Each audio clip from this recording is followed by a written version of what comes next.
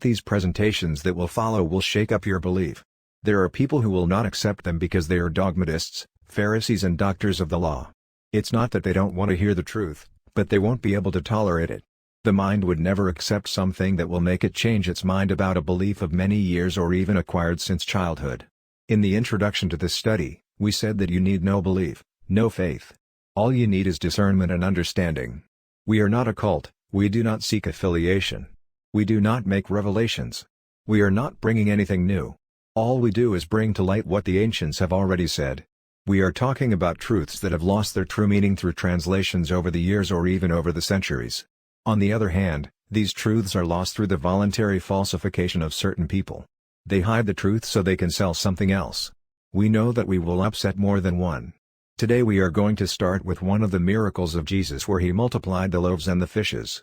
When you read this chapter, you will have to pay attention to the symbols. We had revealed some symbols at the very beginning of this study. It is said that Jesus arrived at Bethsaida. This name in Aramean means the house of grace in Hebrew. It means house of fishing or house of provisioning. There is no contradiction between the two. It is in other words the house of blessings, the house of grace and abundance. It is said that Jesus came as the day was declining. Do not forget that the day is the symbol of light, of consciousness. If the day is decreasing, the consciousness is decreasing. It means that the mind is in full action. The mind takes over the consciousness. There was a crowd that needed to be fed. The crowd represents the thoughts of the mind and they need to be nurtured by the consciousness. This happens when you have everything you need materially to be happy and you are not. You feel a void inside. You feel that the belief that drives you is a little off. Jesus asked that food be served to the crowd. It was a crowd of about 5,000 people, which means 5,000 thoughts. Nowadays, psychologists say that we have 60,000 thoughts a daily. There was in the crowd a young man with a basket containing 5 loaves and 2 fish. It would be impossible to feed everyone with so little.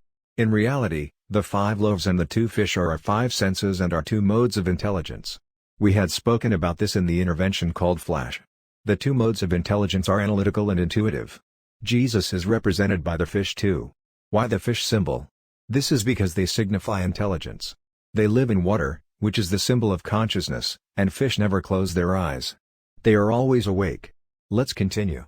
Jesus asked that people be seated in rows of 50. If consciousness is to feed the thoughts of the mind, both levels of intelligence must be disciplined and be silent. The third level of intelligence, which is the flash, which is Cyclops, the present moment, what is called awakening, gnosis, needs discipline, and silence to manifest. In another chapter of the Bible, Jesus said, "Do you think I bring you peace?" He goes on to say, "No, I don't bring you peace, I bring you war. The mother will be against the child will be against his father, 2 will be against 3, 3 against 2 etc." When thoughts are dissociated, disorganized, when your instincts, your impulses, your emotions are disintegrated, they come into order. Only then will the consciousness be able to nurture them, shape them, and inculcate them with truth.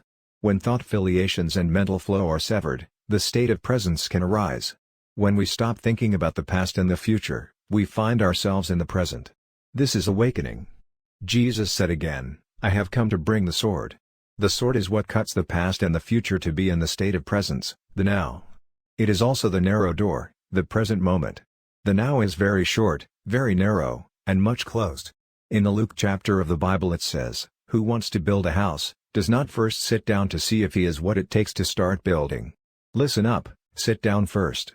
Somewhere else he says, "Which king who wants to go to war with another king, does not sit down to consider whether he has the necessary resources." Once again, to sit down to be in a state of presence, in a state of witness. Later we will talk about Jehovah's Witnesses. Witness means to be in a state of presence. Speaking of the multiplication of the loaves, no one has ever done it, even Jesus. It's just a symbol, a parable. Jesus himself said that others will be able to do more than him. So far no one has ever achieved anything.